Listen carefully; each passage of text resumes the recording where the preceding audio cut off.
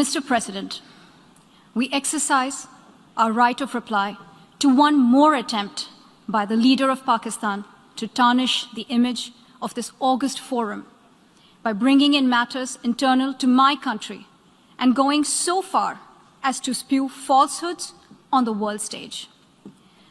While such statements deserve our collective contempt and sympathy for the mindset of the person who utters falsehood repeatedly, I am taking the floor to set the record straight.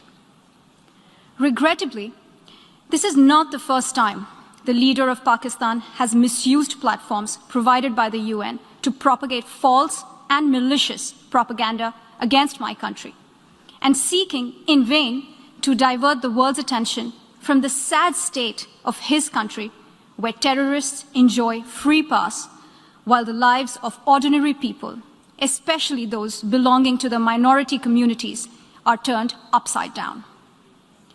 Mr. President, member states are aware that Pakistan has an established history and policy of harboring, aiding, and actively supporting terrorists.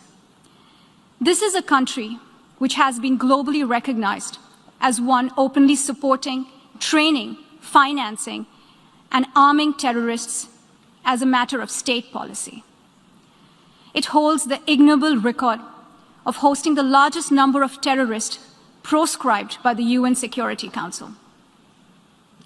Mr. President, we marked the solemn occasion of the 20th anniversary of the 9/11 terror attacks just a few days back.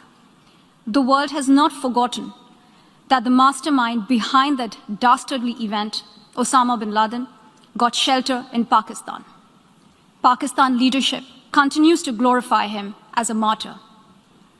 Regrettably, even today, we heard the leader of Pakistan trying to justify acts of terror. Such defense of terrorism is unacceptable in the modern world. We keep hearing that Pakistan is a victim of terrorism. This is the country which is an arsonist disguising itself as a firefighter. Pakistan nurtures terrorists in their backyard in the hope that they will only harm their neighbors. Our region, in fact, the entire world, has suffered because of their policies. On the other hand, they are trying to cover up sectarian violence in their country as acts of terror. Mr. President, this is also the country that still holds the despicable record in our region of having executed a religious and cultural genocide against the people of what is now Bangladesh. As we mark the 50th anniversary this year of that horrid event in history, there is not even an acknowledgement, much less accountability. Today, the minorities of Pakistan, the Sikhs, the Hindus, the Christians, live in constant fear and state-sponsored suppression of their rights.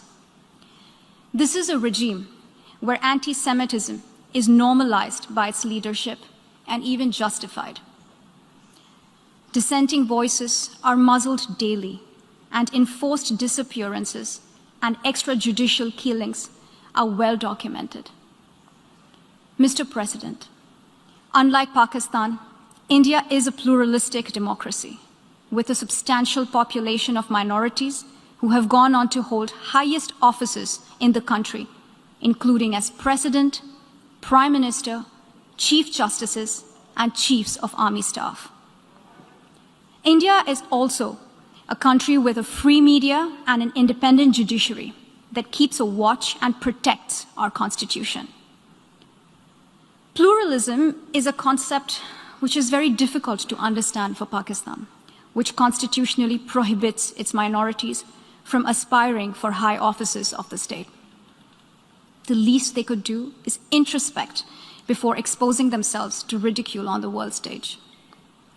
Finally, Mr. President, let me reiterate here that the entire Union territories of Jammu and Kashmir and Ladakh were, are, and will always be an integral and inalienable part of India.